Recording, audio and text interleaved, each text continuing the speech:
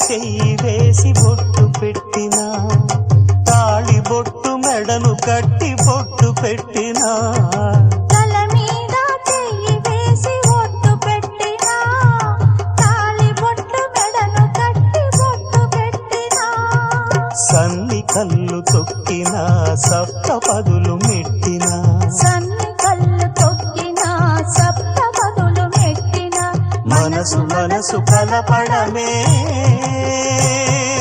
మంత్రం పరమార్థం. శ్రీరస్తు శుభమస్తు, శ్రీరస్తు శుభమస్తు. శ్రీకారం చుట్టుకుంది పెళ్లి పుస్తకం, ఇక ఆకారం దాచుతుంది కొత్త జీవితం.